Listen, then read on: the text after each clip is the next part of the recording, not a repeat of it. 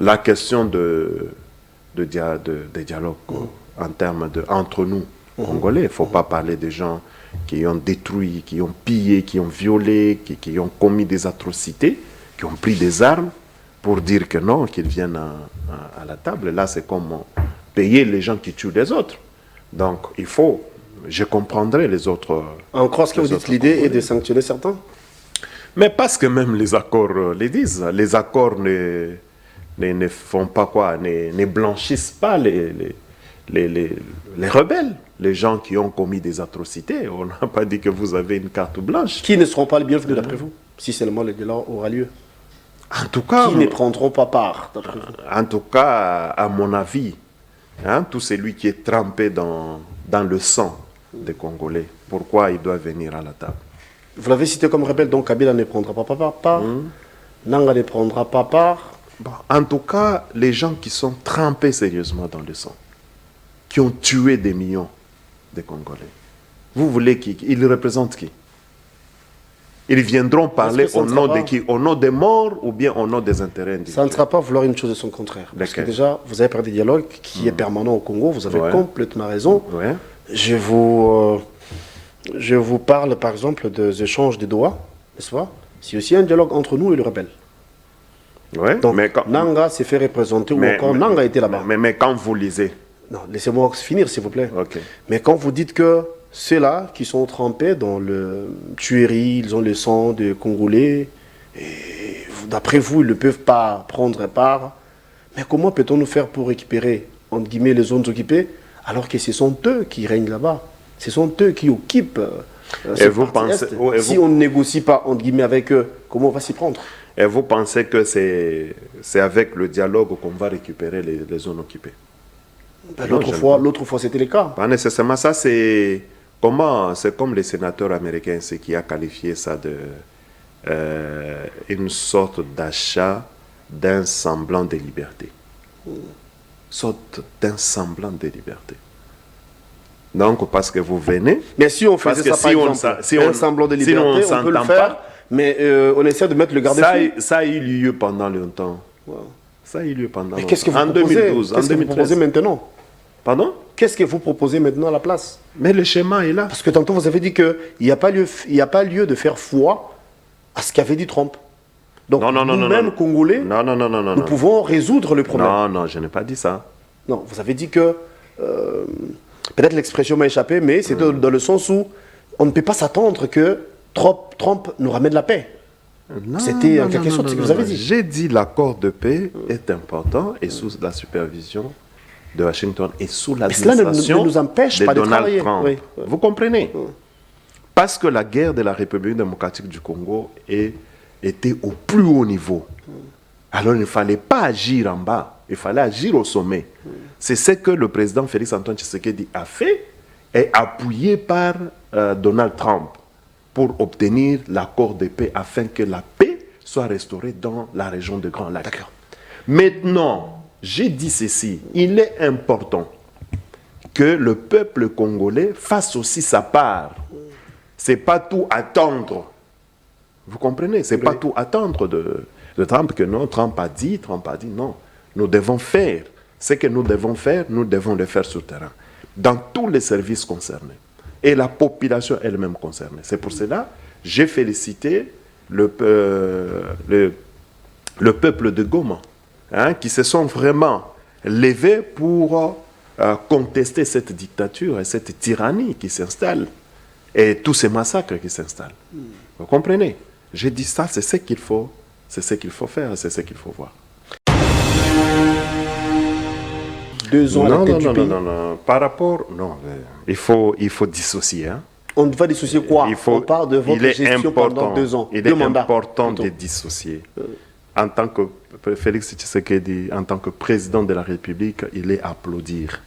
Parce que, en termes de la refondation du Congo, il a travaillé et il y travaille. Malheureusement, il a vraiment fait ce travail, il continue à faire ce travail jusqu'à aujourd'hui, presque seul, bien sûr, avec quelques compatriotes dignes de nom qui l'accompagnent en ça, mais malheureusement sans son parti politique, UDPS Tshisekedi. Nous nous regardons que c'est le parti UDPS, Tshisekedi doit aller de l'avant, doit jouer son rôle primordial en tant que parti présidentiel. Aujourd'hui, le parti existe, mais n'existe pas dans le pouvoir. Parce que dans le pouvoir, le président Félix Tshisekedi est resté, il joue seul en tant que personnalité, mais en tant qu'accompagnement du parti, le parti, franchement, ne l'accompagne pas. Ah bon, et donc tout ça, c'était tout simplement par... l'IDPS, comme parti politique, n'accompagne pas... Non, je l'ai toujours dit, je l'ai dit plus d'une fois. C'était à cause du leadership. Vous voyez, aujourd'hui, Ovira tombe. Hier, c'était Goma, hier, c'était Bukavu, avant-hier, c'était Goma. Autrefois, c'était Bunagana. Mais qu'est-ce que le parti au pouvoir a fait? Parce que c'est ça la machine politique du président de la République. Ouais. C'est cette machine de mobilisation. C'est cette machine d'encadrement de la population. Parce que lorsque c'est la sentinelle même du pouvoir. Tout à fait. Mais qu'est-ce qu'elle a fait? On est là, on observe. Quand la ville tombe, il n'y a aucun soulèvement, il n'y a aucun mouvement pour protester contre ça et pour appuyer les leviers du pouvoir. Donc, c'est à ce titre-là que je suis en train de dire. Nos meilleurs voeux, heureuse année 2026 à vous tous et à vous qui êtes branchés, à vous qui nous suivez en ce moment. Nous sommes très heureux d'être des vôtres. Et comme j'ai dit à l'entame, on ne peut que vous souhaiter de bonnes choses pour cette nouvelle année qui commence. Eh bien, pour aujourd'hui, nous avons également le plaisir de recevoir un invité qui est du pouvoir, qui est des lignes sacrées, qui est UDPS, pour être beaucoup plus précis. Il s'agit du docteur Télé, avec qui nous allons aborder toutes les questions d'actualité. Vous le savez, que l'insécurité continue à battre son plein dans la partie Est. Il y a eu encore de tueries, il y a eu l'échange de feu entre nos forces armées, donc nos FARDC, nos Wazalendo et le rebelle M23 FC. Mais du moins, il faut dire en clair ici que nos soldats se comportent bien. Ils ont récupéré quelques localités. Là, nous sommes en Ituri. Mais du moins, les affrontements de question, c'était plus au niveau de l'Ouvira, où on a compté beaucoup de morts, il faut le dire en tout cas. Alors que nous avons l'accord de Washington signé l'autre fois, donc depuis l'année dernière. Et Kigali, Kagame, n'arrive pas non plus à respecter quelque chose. Alors que peut-on nous faire? Est-ce qu'on peut dire que c'était de l'arnaque, l'accord en question, ou bien Trump nous trompe, s'il faut le dire ça comme ça? Qu'est-ce qui empêche, qu'est-ce qui fait que le M23, Rwanda, Kagame n'arrive toujours pas à respecter les 10 accords? Donc il y a de quoi se poser la question. C'est cette question d'ailleurs qui taraude l'esprit des milliers. Eh bien, nous allons vous éclairer quant à ce. Il venait d'être nommé comme coordonnateur de sa famille politique. Je parle de Mike Mukebai, qui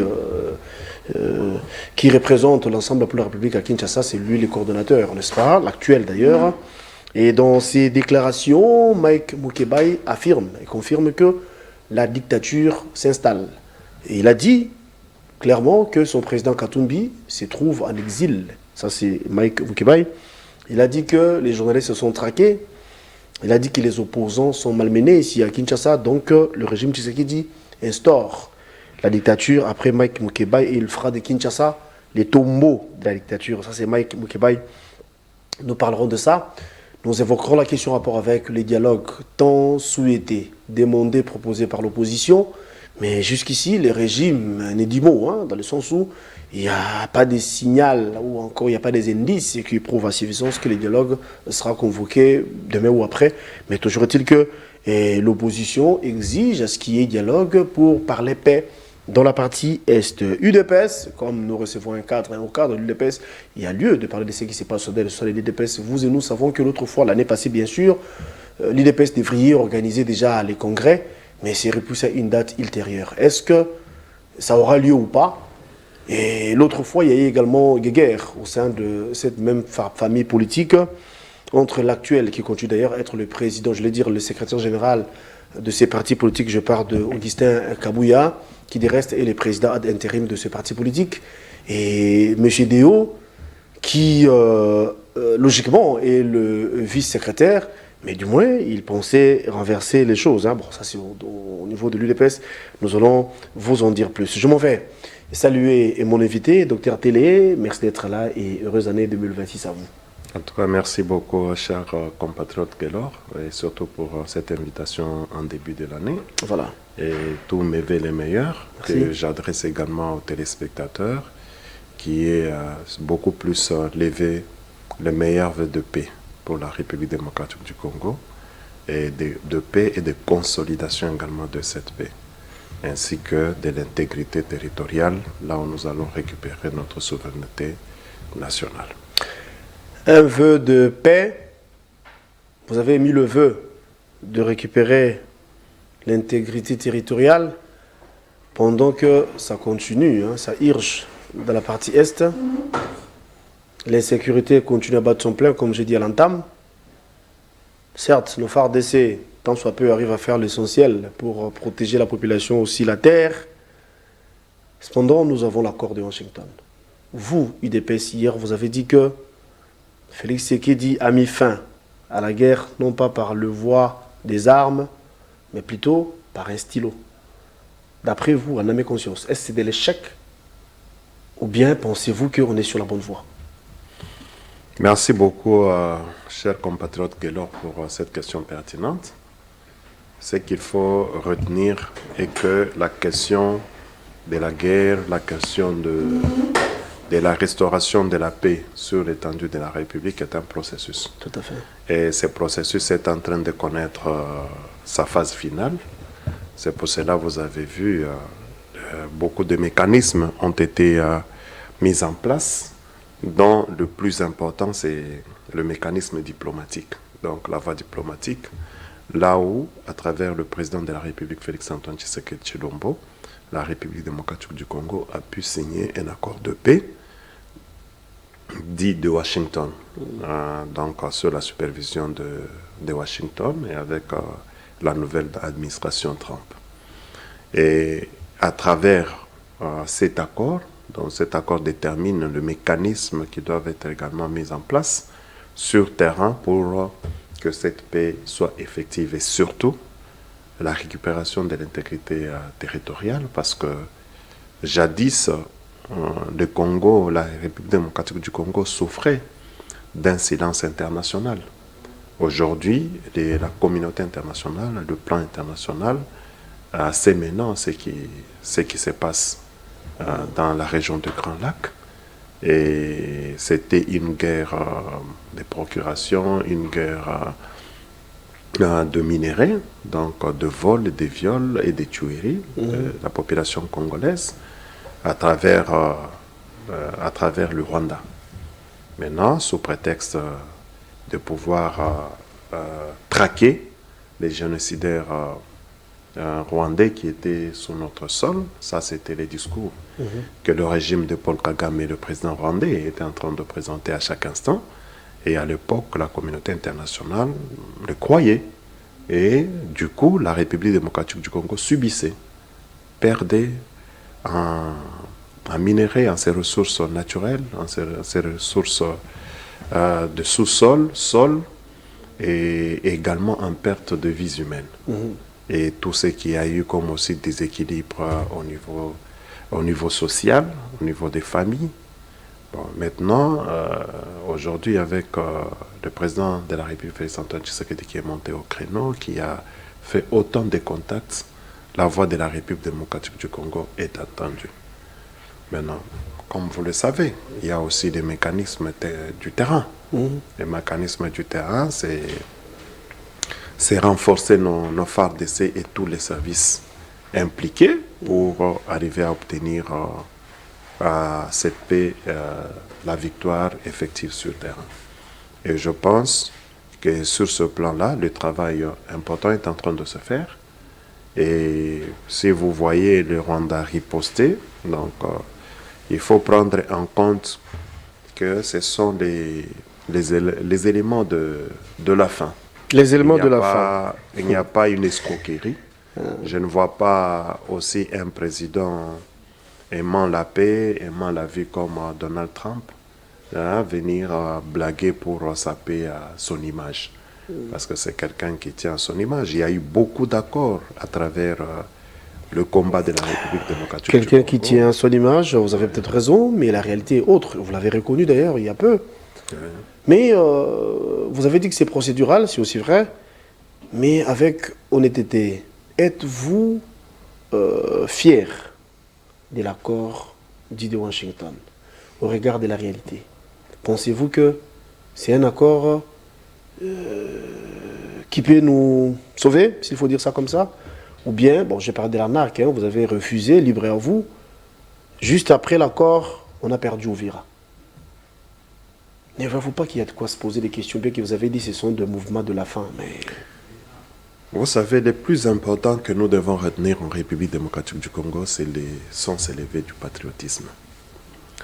La prise d'Uvira, peut-être vous et moi, nous connaissons dans quelles conditions c'est arrivé. Vous n'allez pas me dire que c'est compte tenu de la force de l'armée rwandaise. Donc il y a beaucoup à faire et l'administration du président Félix-Antoine Tshisekedi est en train de faire un grand travail quant à ce pour réorganiser les forces armées de la République démocratique du Congo ainsi que tous les services impliqués.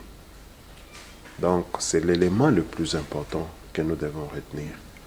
Vous êtes, nous passons à travers ce plateau pour demander à ce que le Congolais puisse aimer son pays davantage et que en l'aimant, il doit travailler également pour sa fierté, pour sa dignité. Donc c'est pour dire, connaissant autant de ce qui s'est passé au niveau basique en termes de terrain, c'est pour cela que la barre a été placée plus haut, pour agir au niveau de ceux-là qui sont comme les financiers de toute cette prédation des ressources en République démocratique du Congo. Êtes-vous fier de l'accord de Washington? Mais bien sûr. On regarde la réalité sur le terrain. La réalité, on a signé hier. Il faut comprendre, il est souhaitable de comprendre que quelqu'un peut se dire, se mettre un peu de la hauteur, ce qu'il veut. Suivez très bien le président Félix-Antoine Tshisekedi, le jour même de la signature. Il a dit que nous devons ouvrir grandement l'œil. C'est-à-dire, nous devons être vigilants. Ce n'est pas seulement signer le document que nous signons, connaissant l'homme du Rwanda, donc il ne fallait pas dire qu'on signe et puis on reste. C'est juste pour avertir que c'est un monsieur qui ne respecte pas les accords internationaux. Alors, c'est ce que nous constatons. Ouais, du fait qu'il ne respecte pas les internationaux, pour agir, il y a l'échelle de valeurs. Même pour punir la punition, donc sur le plan disciplinaire, il y a une échelle de valeurs. On ne peut pas aller avec la sanction finale. Donc je pense que c'est que le président Paul Kagame est en train de faire. Il sait comment ce monde-là fonctionne. Vous avez brossé l'histoire de cette guerre. Vous avez dit clairement que Kinshasa arrive, ou il est arrivé à mettre à nu les intentions de Paul Kagame devant l'humanité. Okay. Hier, il y avait des prétextes. Aujourd'hui, nous avons su vider le prétexte en question. Qu'est-ce qui nous empêche? Qu'est-ce que nous attendons?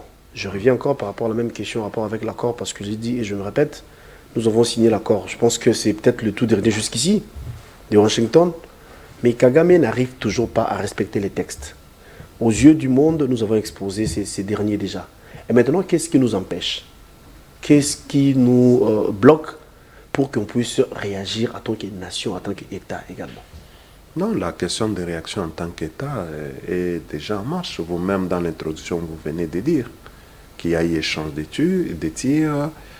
Les FARDC ont récupéré quelques territoires. Là, c'est en Ituri.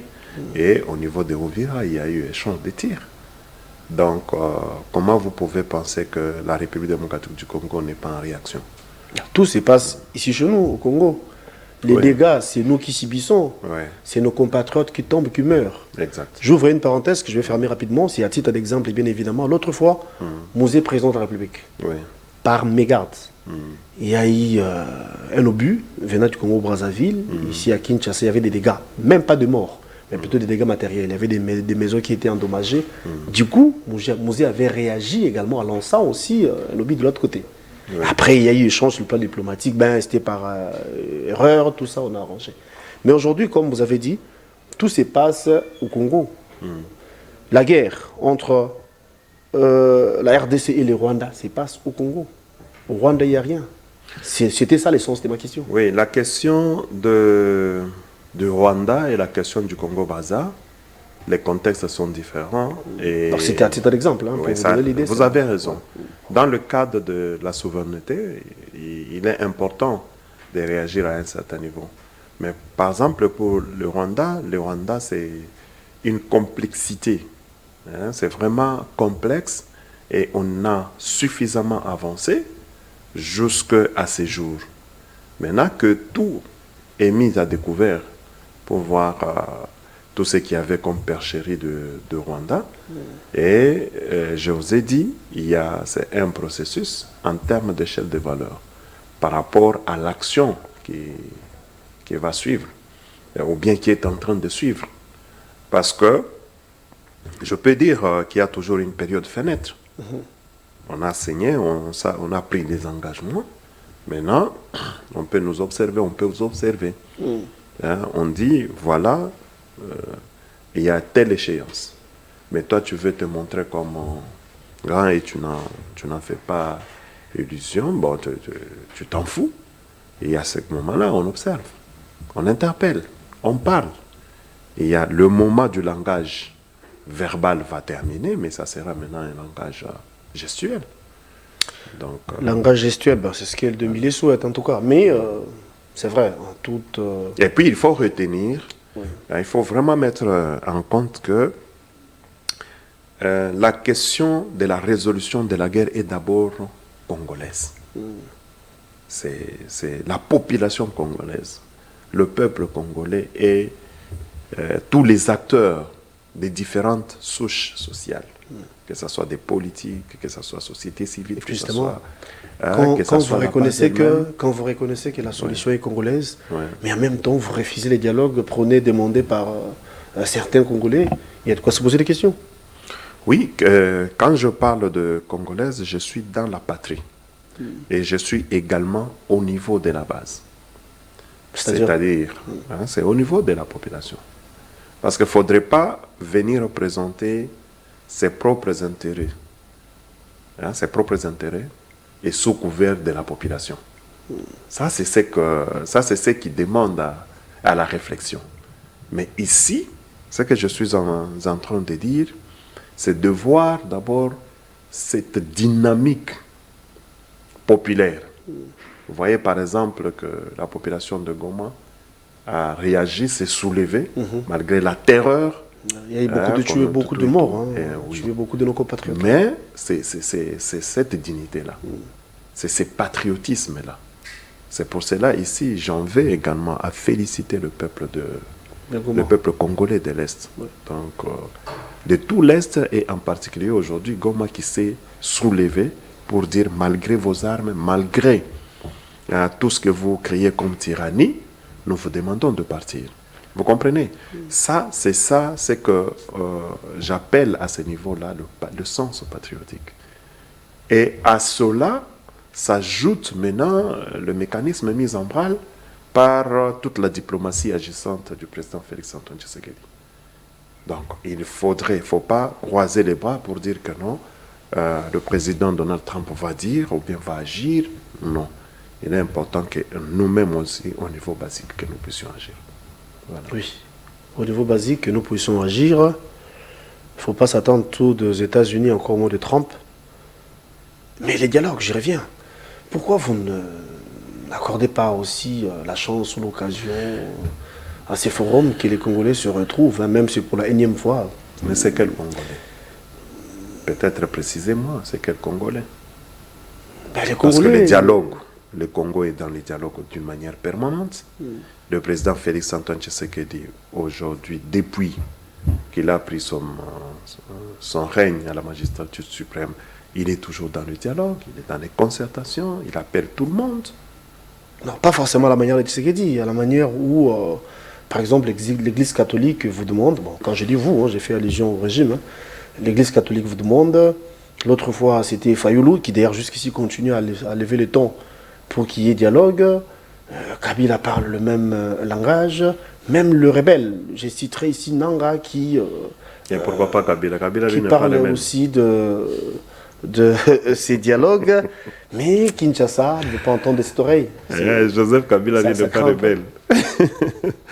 Bon, c'est important de parler ainsi. En fait, le travail avait été déjà fait. L'Église catholique a parlé de dialogue, voilà. Et le président de la République, Félix-Antoine Tshisekedi, n'a jamais été contre. Il les avait reçus, il a ouvert. Ce n'est pas seulement l'Église catholique seule. Ils étaient réunis à l'Église catholique, Église protestante, et puis société civile. Ils ont élaboré la feuille de route. Et la feuille de route, c'est sous l'égide de Félix-Antoine Tshisekedi, président de la République. Donc c'est pour dire qu'il n'a rien refusé par rapport à cette démarche. Mais ça traîne les pieds jusqu'ici. Donc est-ce que d'abord... Il n'a toujours pas convoqué ces dialogues. Est-ce qu'au niveau d'abord de la recevabilité, a-t-il reçu la demande, oui ou non? Parce que c'est un homme de dialogue, il a reçu, et puis il a mis en place le cadre. Et au regard de tout ce qu'il y a comme charge au niveau pays, et la question également de cette insécurité, de la guerre, et ainsi de suite, donc le mécanisme de pouvoir établir, je vous ai dit, on était beaucoup plus d'abord dans le cadre de cette diplomatie, parce que c'est l'aile qu'il fallait vraiment mettre beaucoup d'énergie, parce qu'aujourd'hui, la République démocratique du Congo a la voix. Regardez même lors de la CAN. J'étais surpris agréablement que le spot des léopards puisse passer pour dire « vous ne serez jamais seuls, nous ne serons jamais seuls ». Donc c'est un message, un signal très fort. Et sur Canal+, alors que jadis, la CAN passée, vous savez, c'est qu'on a connu du fait que juste de montrer les signes comme ça après les buts, on a refusé de montrer des images, nos supporters, on avait interdit de pouvoir les visualiser, tout était obscur. Mais regardez cette CAN, lorsque la République démocratique du Congo, les Léopards jouent, on dirait que ça se joue en République démocratique du Congo. Vous avez vu comment ça a été orné. Donc c'est pour dire que c'était une page importante dans le cadre diplomatique. Maintenant, il fallait mettre l'énergie à ce niveau-là. Et puisque nous y sommes, et nous sommes en train d'atterrir par rapport à ça, la question de dialogue en termes entre nous, Congolais, il ne faut pas parler des gens qui ont détruit, qui ont pillé, qui ont violé, qui ont commis des atrocités, qui ont pris des armes pour dire que non, qu'ils viennent à la table. Là, c'est comme payer les gens qui tuent les autres. Donc, il faut, je comprendrai les autres. En croit ce que vous dites, l'idée est de sanctionner certains?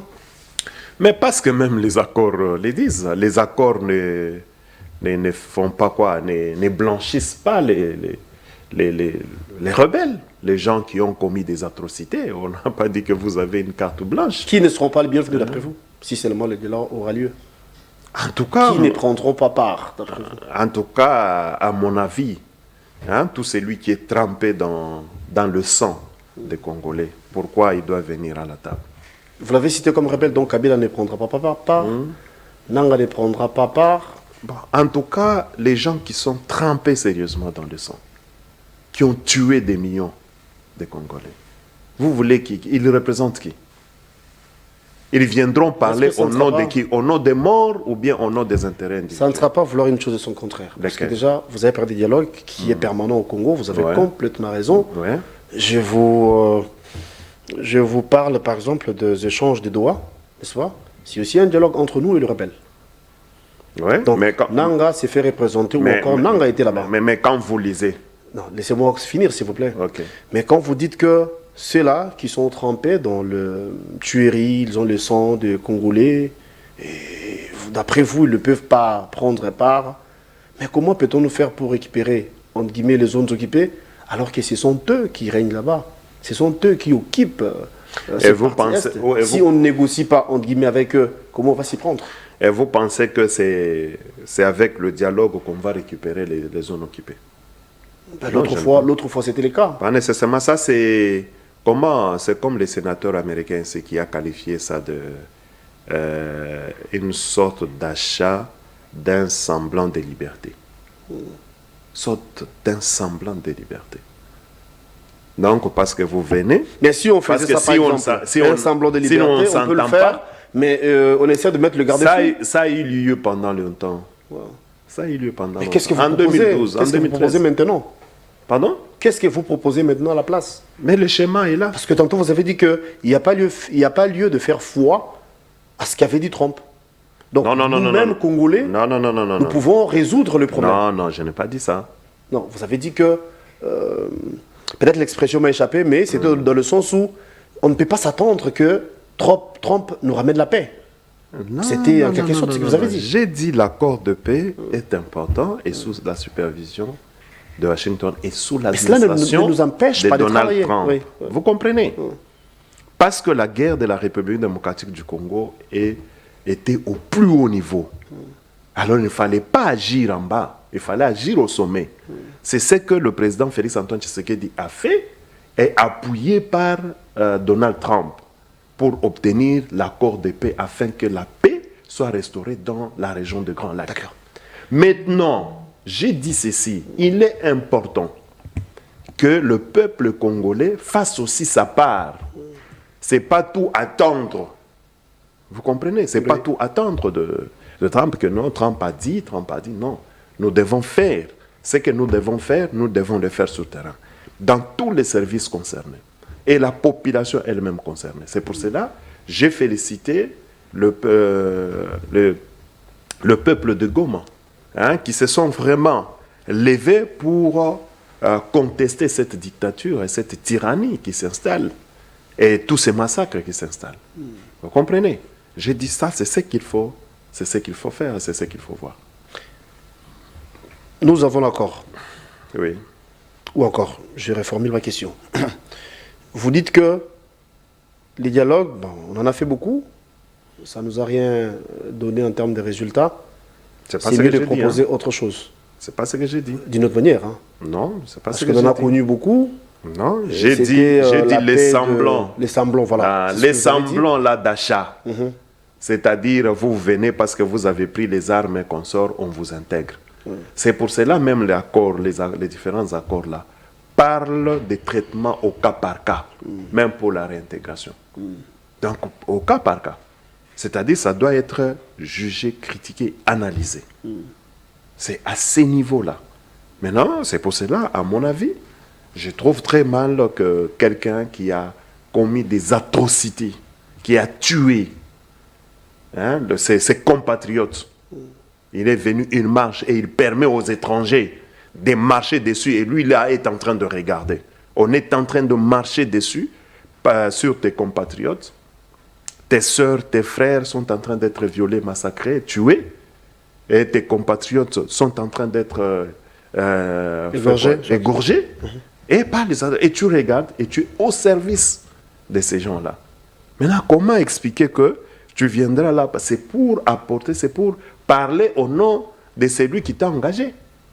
Donc, on ne peut pas dialoguer avec ce genre de personnes. Là, vous parlez de Kabila, vous parlez de Nanga. Même avec peut-être certains politiques, Fayulu, Katumbi, les autres, apparemment vous refusez les dialogues, mais libre à vous. Non, je n'ai pas dit ça. Vous ne voulez pas du dialogue? Non, c'est pas ce que j'ai dit. Vous dites que... Non, quand j'ai dit vous, pas vous, en tant que docteur télé, je parle du régime, mais qui n'arrive toujours pas à convoquer les dialogues. Félix ne refuse pas le président Félix ne refuse pas de dialogue. Parce que je vous dis qu'il est dans les dialogues permanents, il ouvre pour tout le monde, et il a soutenu l'élaboration de la feuille de route. C'est-à-dire, il est d'accord. Mais quand il est d'accord, c'est-à-dire, il ne faut pas le traiter que, voilà, ça n'a pas encore eu lieu. Donc c'est aussi à lui de choisir les participants, ceux-là qui prendront part. Non, les participants sont choisis au regard du contenu politique qui se présente. Vous oubliez qu'il y a les acteurs majeurs. Oui. En aucun cas, ils ne peuvent manqué à ce rendez-vous, si seulement ça aurait lieu. Les acteurs majeurs sont... Je parle de Kabila, par exemple, qui a fait 18 ans ici au pays comme président de la République. Non, mais qu'est-ce qu'il... Certes, condamné par la justice de chez nous. Il est d'abord dans la haute trahison. Tu as été président de la République, tu vas prendre des armes. Mais comment voulez-vous, tu viendras encore discuter au nom de qui et pour le compte de qui? Ce sont des choses, même si... Mais lui qui remet en cause déjà cette condamnation, parce qu'il pense que la justice a roulé à double vitesse, ne voyez-vous pas qu'il y a de quoi se poser des questions là-dessus? Bon, il ne peut dire que ça pour se défendre. Mais nous tous, nous le savons, nous connaissons et nous vivons ça. Hein? Nous vivons ça. Il s'est proclamé vraiment à la tête de cette prise d'armes pour tuer ses compatriotes qui lui avaient tout donné. Pas de dialogue? Non, je n'ai pas dit pas de dialogue. Avec le rebelle, non? Vous avez dit pas de dialogue avec le rebelle? En tout cas, ceux-là qui ont touché aux armes. Moi, au regard des accords, au regard de la lecture politique du pays, au regard de l'historique du pays et dans la gestion de ces conflits. En tout cas, je mets mes réserves sur la question de ceux qui ont trempé vraiment dans le sang, hein, qui ont tué ses compatriotes pour prétendre prendre place à la table de dialogue, ainsi de suite. Ou bien la question de la paix est en train de se résoudre, nous sommes en train d'avancer, et nous appelons que tout Congolais digne... Là, sur le plan diplomatique? Tout Congolais, même sur le plan interne. Parce que je viens de dire ici, il ne faut pas prendre le point de vue beaucoup plus personnel sous le label de la population. Ce n'est pas propre. Donc, ce n'est pas propre. Mais on va attendre jusqu'à quand pour qu'on parle réellement paix dans la partie Est? S'il faut dire que nous avons l'accord de Washington, où ça repose l'espoir de beaucoup, s'il faut dire ça comme ça, mais l'applicabilité poserait problème parce que jusqu'ici, le M23, le rebelle, œuvre sans inquiétude, on peut dire ça comme ça. Et quand est-ce que nous allons constater le résultat de l'accord en question? Aujourd'hui, nous sommes le 5. Le 5, le 4, le 5 ans. On est le 5, ouais. Donc, un mois. Nous sommes à un mois. Et vous savez, vous avez parlé posé... Un mois, oui. Vous avez parlé de la trahison, vous avez raison. Mais du moins, dans l'espace de un mois, ils ont pris la ville d'Uvira. Bien que vous ayez parlé de la trahison, mais sous l'impulsion ou encore sous l'appui, la bénédiction de l'armée rwandaise, ils occupent Uvira. Bon, alors que nous avons l'accord. Mais vous comprenez pourquoi j'ai appelé à la dignité et au patriotisme. C'est toujours cette question-là. Je vais faire comprendre. Les patriotismes est donc question, vous avez raison. Ouais. Mais on suppose, je prends ça comme illustration, on suppose que deux enfants, la RDC et le Rwanda, et les papas, ou encore le responsable, l'aîné, s'il faut dire ça comme ça, les États-Unis vous regardent. Il vous met ensemble pour qu'il y ait la paix, et quelques temps après, l'autre agresse l'autre, ou encore l'autre piétine les intérêts de l'autre. Et le vieux là, regarde sans dire mot. Vous avez parlé de la trahison, oui, ça c'est à l'interne. Peu importe la trahison, mais il y a eu l'appui de l'armée rwandaise. Donc il y a la main forte du Rwanda qui occupe Uvira, mais les États-Unis ne disent mot alors que l'accord est là. Comment ça ne dit mot? Vous avez entendu les interventions de personnalités américaines, de l'Union européenne. Des Trump lui-même, que ces derniers puissent... oui, c'est pour dire qu'ils ont dit mais c'est sans succès. Non, c'est pour dire qu'ils ont dit mot. Parce que vous avez dit, ils ne disent mot et regardent seulement comme ça. Non, ils ont dit mot. Et puis... Mais un mot qui n'est pas respecté, un mot qui n'est pas pris en considération. Je vous ai parlé de l'échelle de valeur. Vous comprenez? Nous allons graduellement. Donc Kagame défie Trump. Est-ce que ça, c'est à vouloir chercher à expliquer alors que ça se passe à l'œil? Mais du fait que nous constatons cela, nous Kinshasa, qu'est-ce que nous faisons? Pourquoi nous aussi, on ne fait pas ça? On ne peut pas faire la même chose? C'est-à-dire dans le cadre de nous. Vous avez vu, vous avez entendu, nous faisons aussi notre part. Notre part, d'un côté, c'est rappeler aux superviseurs, et de l'autre côté, c'est agir sur le terrain. Et puis avec toutes les ramifications possibles. Et c'est ce qui est en train d'être fait. Donc on n'est pas là bras croisés pour dire que voilà, l'autre là. Pourquoi je dis, ne soyons pas dans l'attentisme. On n'est pas dans l'attentisme d'attendre que non, tel qui a dit, il fasse ça et qu'on soit non. Malheureusement, c'est l'impression que ça donne. Non, ce n'est pas l'impression, parce que vous-même, vous avez dit qu'il y a échange.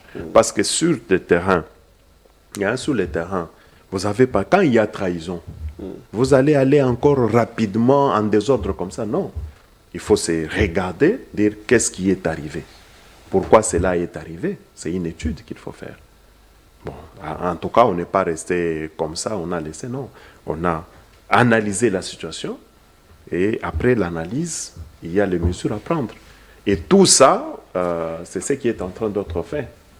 Donc, heureusement, on ne peut pas venir sur le plateau pour expliquer, voilà, il y a ça, il faut faire, nous faisons ça, nous faisons ça, nous faisons ça, non. La trahison. Ce qu'il faut retenir, la population doit se mettre en tête que l'administration du président Félix-Antoine Tshisekedi, pour la question des guerres, il est en train du travail. Oui. Il y a la trahison. Vous avez fait appel aux Congolais d'être patriotes, de développer cet esprit de patriotisme. Mais certains pensent que vous êtes des dictateurs, que vous installez la dictature au pays. Pour preuve, s'il faille parler dialogue, vous excluez certains. S'il faille parler dialogue, ça donne l'impression d'être sélectif. Donc, libre à vous, c'est vous seulement qui êtes en mesure de choisir qui peut prendre part et qui n'y prendra pas. N'est-ce pas ça une manière de présenter la dictature? Je pense que la feuille de route a un contenu qui définit un peu tout ça. Et cette feuille de route prend aussi en compte les éléments des accords. Et donc, ce n'est pas à nous d'être sélectifs et consorts. C'est les cadres mis en place qui trouvent, qui met même la sélection de participants. C'est pas que c'est le président Félix qui dit tel, non. C'est ce qui est le cadre là qui est mis en place là. Alors, c'est à mon humble avis, quelqu'un qui est trempé, même pas mon humble avis, parce que même les principes de déclaration des Doha, là, si vous lisez, vous allez comprendre que on ne donne pas la carte blanche à ceux-là qui sont trempés dans le sang. Donc, tout est défini. C'est pas que c'est le président Félix avec son pouvoir qui dicte tel nom et comme ça. Non. Ne donnez pas cette impression-là. Hier, c'était l'état de droit. Hier, c'était le peuple d'abord. Où en sommes-nous aujourd'hui? Mais nous sommes dans le processus. Parce que, vous savez, on ne peut pas parler d'un état... C'est pas qu'on ne peut pas parler, on doit parler d'un état de droit, toujours. Maintenant, peut-être quand vous me posez la question où est-ce que nous en sommes dans la continuité. Parce que lorsque nous voulons... De l'état de droit? Bien sûr, l'état de droit n'est pas vécu ici. Non, je vous pose des questions. Mais il est vécu. Il est vécu. Oui, nous y sommes. La manière dont on est en train de prendre les opposants, les arrêter à 4 h du matin chez lui, à 3 h. On a appliqué. À l'exemple des Chadaré, par exemple. Oui. Bon, et ce que maintenant vous lisez, c'est que nous lisons sur les réseaux sociaux. Parce que ça s'est mis à la face publique. Et vous pensez que c'est pas insignifiant. Vous et moi, vous et nous avions suivi sa femme, qui avait dit clairement que les agents sont venus chez elle à 4 h pendant que son mari dormait. Alors que, est-ce que pour un état de droit, pensez-vous que la procédure était respectée? Ou encore c'est ça réellement l'état de droit? Bon, où est-ce qu'on a violé? Il n'y a pas eu de violation. Il n'y a pas eu de violation, parce que la question de la sécurité nationale, quand il est question de la sûreté de l'État, qu'est-ce que vous voulez? Je ne pense pas qu'on a violé. Donc il y a des soupçons qui pèsent sur lui? Non, non seulement les soupçons qui pèsent sur lui, mais nous lisons. Je pense que ce qui est mis à la place publique, est-ce que ça prête à ce que nous puissions encore réfléchir de trop? Il y a ce qu'on peut soupçonner, ce qu'on peut se dire, il y a ça, il y a ça, il y a ça. Mais lorsque on met l'information, et lui-même n'a pas démenti, à quoi est-ce qu'on a marché sur l'état de droit. Donc, elle pense que c'est le jeu du pouvoir. Ah, le jeu de pouvoir. Vous pensez débaucher Chadari, d'où il fallait procéder à la manière. En tout cas, nous ne sommes pas dans la politique d'antan. Là où il y avait le terme débauchage. Hein, on va en coulisses, hein, comme à une certaine époque, l'UDP Tshisekedi en avait souffert. Dans son combat contre les dictatures, on regardait les pions et puis on pouvait les appeler en catimini et puis le lendemain, vous voyez les postes arriver. Et bon, c'est une page de l'histoire. Mais ici, le président Félix lance un appel solennel. Et les gens viennent. Il n'y a pas question d'aller pour dire que non, on fait un jeu du pouvoir bon, pour quelle cause. Consolider son pouvoir. Non, comment? Je ne pense pas. Hein? Donc ceux-là qui pensent que c'est le jeu du pouvoir, peut-être ils ont d'autres arguments. Mais nous pensons qu'il n'y a pas de jeu. S'il y a une question de sûreté de l'État, on agit en tant que tel. On peut parler UDPS. Vous êtes UDPS. Merci beaucoup. À nos jours, qui est le secrétaire général de ce parti, de votre parti politique? Bon, pourquoi poser qui est le secrétaire général? Je sais pourquoi j'ai posé cette question. Pourquoi? Parce que c'est la énième fois que je la pose. Hein. Non, mais vous m'aviez répondu. J'avais toujours répondu. Et aujourd'hui, moi, je pensais que vous posirez autrement. Hein? Mais quand vous revenez, c'est comme si vous n'avez jamais... C'est fait, croyez-moi, c'est fait exprès. Et je souhaiterais avoir votre réponse et puis on va évoluer. Pour dire que si je me contredis ou pas. Pas forcément, mais je souhaiterais vous écouter. Également avec ceux-là qui nous suivent. Oui, parce que par le passé, je disais que l'honorable Augustin Kabouya n'était pas secrétaire général. Et vous voulez me dire aujourd'hui pour que je puisse me dédire. Bon, vous savez... depuis longtemps, vous étiez en train de demander qu'est-ce que la haute autorité politique a dit, qu'est-ce que. Il a pris tout son temps. Et comme la question était de ne pas... Il fallait trouver une bonne sortie. Donc, une bonne sortie de la crise, pas dans le cadre de fracas, parce que c'est un combat. Oui. C'est un combat qui continue. Oui, bien sûr, parce que si le parti n'est pas encore mis sous la palette pour jouer son rôle réel d'un parti présidentiel, comment est-ce qu'on peut se frotter les mains? Non, c'est pour cette voie de sortie. Il nous a été demandé de nous tous de revenir chacun à son poste et puis avec la notion de tolérance. Et puis que nous puissions aller au Congrès. Ah oui, c'était prévu qu'il y ait un Congrès, mais apparemment... À l'issue duquel... poussé à une date ultérieure. À l'issue duquel il y aura une sortie honorable de l'honorable Augustin Kabouya à ses fonctions de secrétaire général. Voilà. Mais comment le parti est dirigé aujourd'hui? Donc, ils nous disent que vous regardez en chien défaillance. Apparemment, c'était quand même marché des dupes. Et bien, vous observez. Bon, oui, en quelque sorte. Hein, je vous dis toujours que l'IDPS n'est pas un parti politique de oui amen. C'est un parti là où il y a la liberté de mouvement, d'opinion et d'expression. Donc, il est vrai, c'est-à-dire nous avons respecté les orientations de la haute autorité de référence pour que nous puissions atténuer, tolérer et puis nous ouvrir un champ de sortie honorable. Il y a un délai bien connu où vous allez organiser le congrès? Le congrès était organisé, était prévu d'être organisé du 10 au 14, mais il y a du 10 au 14 décembre 2025, mais il y a eu du 10 au 14 exactement, de l'année dernière. Oui, il y a eu beaucoup de situations qui ont fait que la date en termes de préparation, les préparatifs n'ont pas été au point du 10. Bon. Est-ce qu'ils n'ont pas été au point par volonté des personnes ou bien par... Non, il y avait des raisons avancées ou évoquées. Hein. Et on a parlé de l'insécurité à l'Est, on avait parlé de... Non, insécurité à l'Est... Les moyens qui n'étaient pas au rendez-vous, et puis voilà. Non, l'insécurité à l'Est, ça doit être une motivation pour organiser rapidement le congrès, afin que le parti se mette sous la diapason. Donc, ce n'est pas une raison, parce que la guerre de l'Est, ça a duré.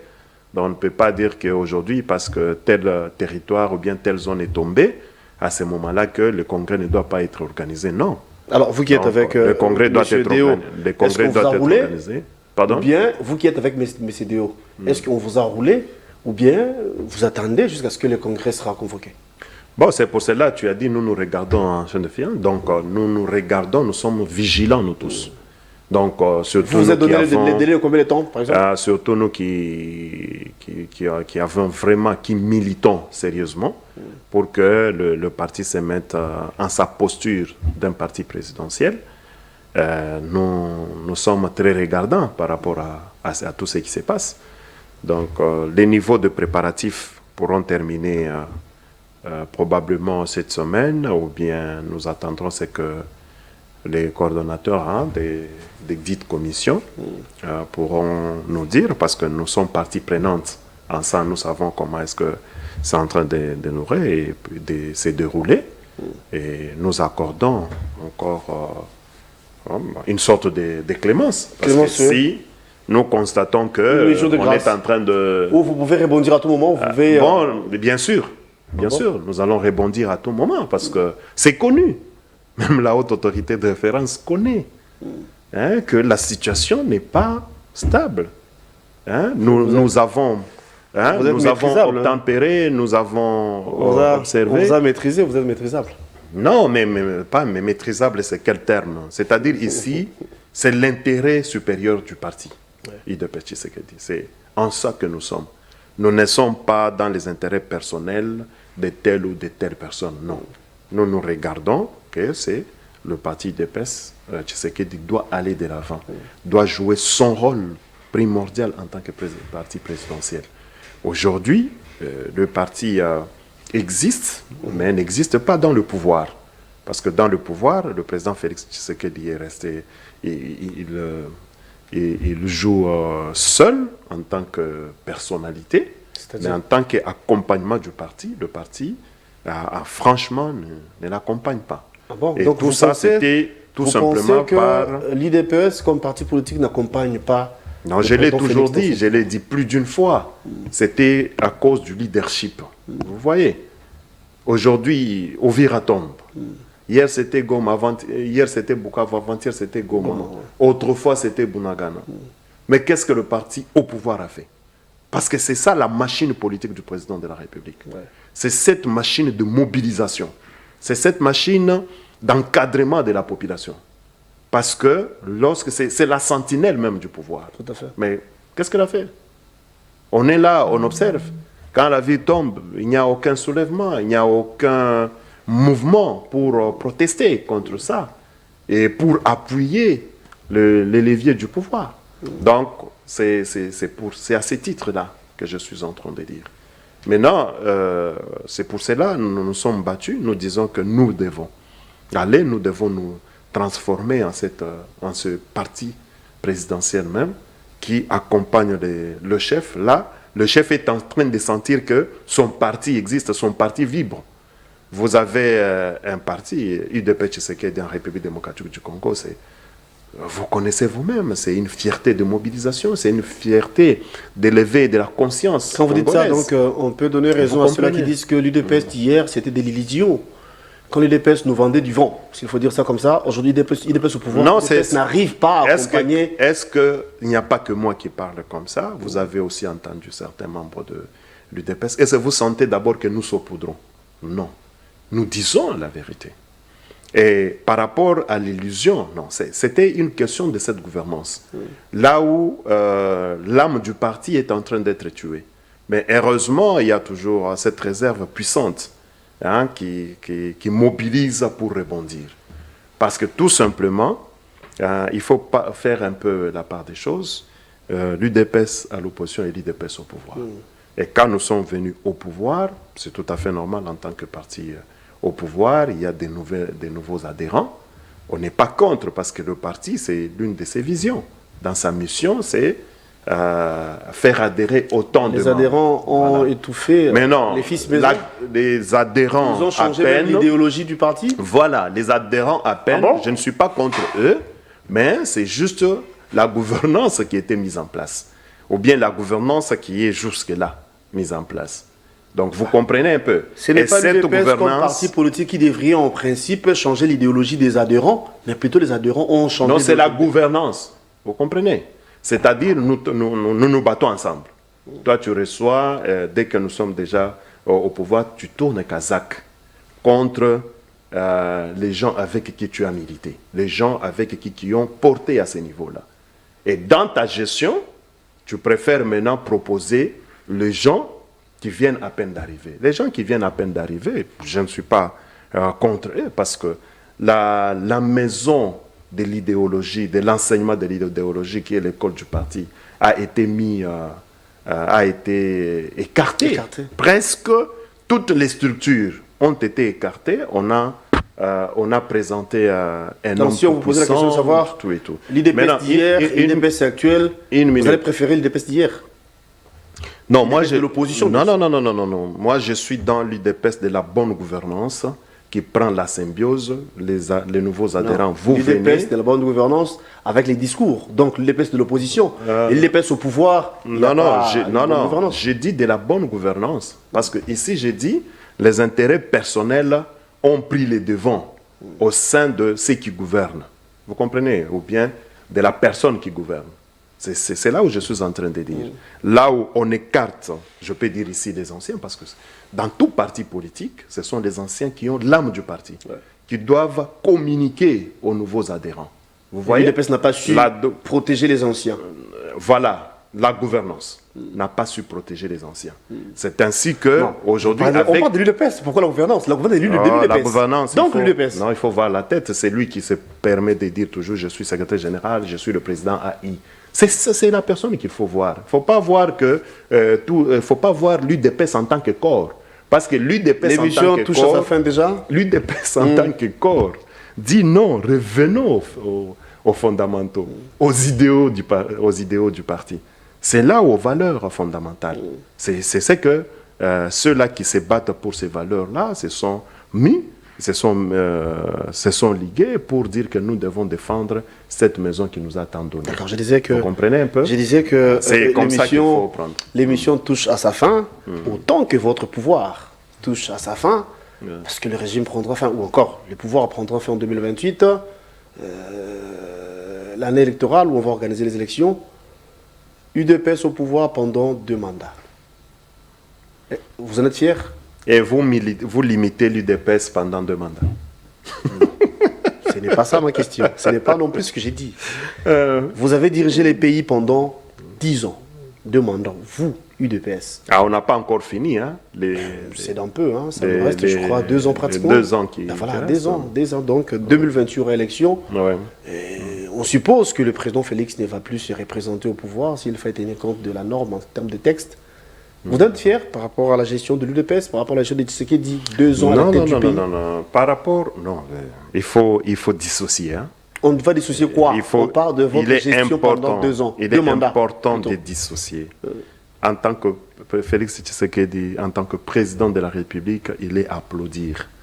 Parce que, en termes de la refondation du Congo, il a travaillé et il y travaille. Malheureusement, il a vraiment fait ce travail, il continue à faire ce travail jusqu'à aujourd'hui, presque seul, bien sûr, avec quelques compatriotes dignes de nom qui l'accompagnent en ça, mais malheureusement sans son parti politique, l'UDPS Tshisekedi. Maintenant, par rapport à l'UDPS Tshisekedi... Non, je vous laisse évoluer, sincèrement, toutes les excuses d'ailleurs. Quand il y a des prouesses et que le chef de l'État mène un combat louable, comme vous avez dit, là, il le fait seul. Oui. Il n'est pas accompagné, il est seul. Non, accompagné par qui? C'est vous qui le dites, je ne sais pas. Non, moi j'ai dit avec quelques-uns, quelques compatriotes dignes de ce nom, il l'accompagne. Mais ce que je déplore, c'est son parti politique, UDPS Tshisekedi, qui ne l'a pas vraiment accompagné, mais dont la gouvernance s'est manifestée vous saluez personnel. Les 2 mandats du président Félix Tshisekedi. En tout cas, je les salue parce que il faut les féliciter, parce que je m'imagine si sa dynamique, sa machine politique pouvait l'accompagner, je pense qu'on serait très loin. Parce que regardez quelqu'un qui est seul, colmaté, soutenu avec quelques-uns des compatriotes qu'il a mis en place, ceux-là qui l'accompagnent, avec autant de trahisons en chaîne. Mais regardez ce qu'il est en train de faire. Il y a lieu de le féliciter et de remercier Dieu aussi pour ça, qui l'accompagne dans cette œuvre. C'est son dernier mandat. Comme il est UDPS, le but d'un parti politique, c'est de conserver le pouvoir le plus longtemps possible. Bien sûr. Avez-vous l'idée en tête qui peut prendre la place de Tshisekedi de demain au sein de l'UDPS? Ah, c'est pas... C'est non, ça c'est votre point de vue. Hein. Si on vous demandait, et que, bon, parce que c'est vrai, la logique, le président Tshisekedi ne va plus se représenter. Il a fini ses deux mandats. Au nom de l'UDPS, c'est qui peut prendre la présidence de la République? Bon, malheureusement, on a vendu l'UDPS comme manquant de cadres, mais il y en a. Les gens sont là, au moment indiqué. Qui malheureusement sont étouffés par les adhérents. C'est ce que vous avez dit, non? Non, pas les adhérents. Les adhérents n'ont pas, les nouveaux adhérents n'ont pas... Il ne faut pas les condamner. Mais moi, je viens d'arriver. Toi qui es le chef, tu dis, mets-toi ici. Tu vas dire que non, moi, non, autant plus que tu ne connais pas trop bien les rouages. Toi, tu prends ce qu'on t'a présenté. Qui peut prendre alors pourquoi le 28 d'après? J'étais dévolu sur quelle personne? Non, c'est ce que je dis. Parce qu'aujourd'hui, nous sommes dans un combat de relance du parti. Oui. Donc, dans ce combat de relance du parti, c'est après cette relance, lorsque nous allons stabiliser... Vous connaissez au moins les têtes de votre parti politique, non? Ah, bon, nous, j'ai dit qu'il n'en manque pas. Oui. Hein? Je dis qu'il n'en manque pas. Sinon, vous avez du mal à faire le choix. Pardon? Vous avez du mal à choisir un. Mais quand vous avez une équipe de football, là où il y a des talents, c'est pas non plus facile hein, de présenter qui va prendre telle place, qui va prendre parce telle que place. l'UDPS a beaucoup de talents. Ah, mais bien sûr. Qu'est-ce que vous croyez? Non, je pose des questions. Non, je vous réponds. Je ne remets pas en cause ce que vous dites. Je vous réponds. J'ai dit que, bien sûr, il y a beaucoup de talents.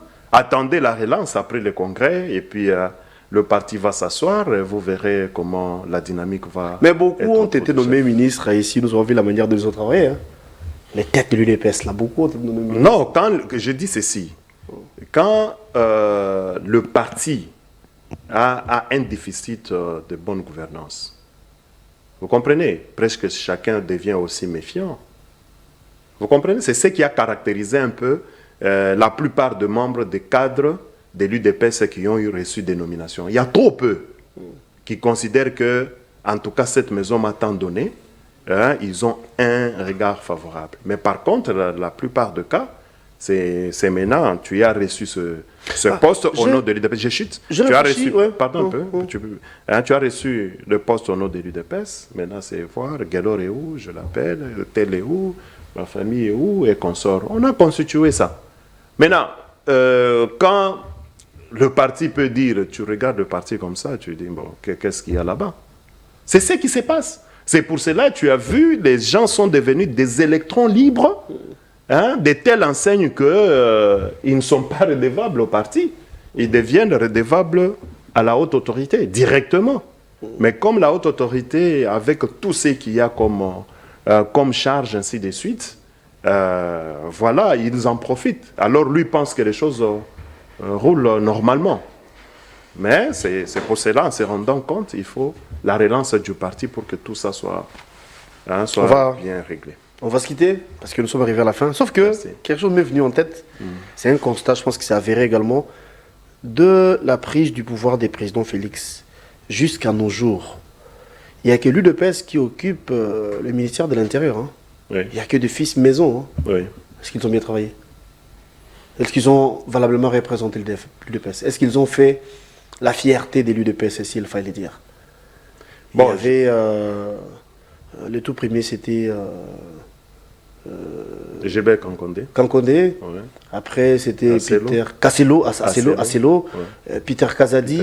À nos jours, c'est Jacques Chabani que nous saluons au passage. Ouais. Est-ce qu'ils étaient à la hauteur, d'après vous? Non, faut pas me dire. Comme échantillon, comme exemple, et puis modèle plutôt. Il ne faut pas me dire qu'ils étaient à la hauteur ou non. Je posais la question. Mais c'est dans le cadre des défis. Les défis sont énormes. Hein, c'est chacun, selon sa phase, a relevé un certain nombre de défis. Et il y a eu... Peter, par exemple, il a fait relever quel défi, par exemple? Bon, quand vous me parlez, je suis en train de dire chacun a relevé les défis.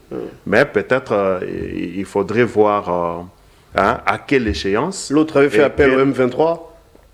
L'autre, bon bref, sinon c'est pas ça. Faire appel à M23, c'est ça? Non, je pense qu'il y a un peu de l'amalgame. Vous savez que la question, parce qu'il s'occupe aussi de la sécurité, la question sécuritaire est au plus haut sommet.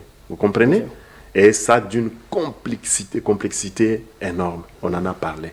Alors, pendant cette période-là, chacun à un niveau donné a donné ce qu'il pouvait donner. Et celui qui est là est en train aussi de donner ce qu'il peut. Merci docteur Télé d'être venu. Merci. C'était pour nous un plaisir de vous recevoir. Je rappelle pour ceux qui ne savent pas que vous êtes UDPS, haut cadre au sein de l'UDPS. Oui, secrétaire national. Vous étiez reçu pour qu'on essaye d'analyser les questions de l'heure, donc l'actualité au pays. Et vous avez répondu à notre invitation. Merci beaucoup. Je vous en prie. Merci beaucoup de m'avoir aussi invité si tôt. C'était pour nous un honneur de vous recevoir. Merci beaucoup. C'est la fin de l'émission. Bonne année à vous, chers téléspectateurs. On va vous retrouver demain. Ça sera avec le même plaisir pour un nouveau numéro. La rediffusion, c'est à 18h. Les internautes, abonnez-vous à Express Télévision, abonnez-vous à l'RTVS 1. Merci à la réalisation de Pamphile. Merci à Tonton et Bongo. Merci à Alain Trésor Guidinda. Merci à la grande équipe qui était avec nous. C'est la fin, comme j'ai dit il y a peu. Et bon tu des programmes sur nos antennes. Et à la prochaine. À mon invité encore une fois de plus. Merci. Merci beaucoup.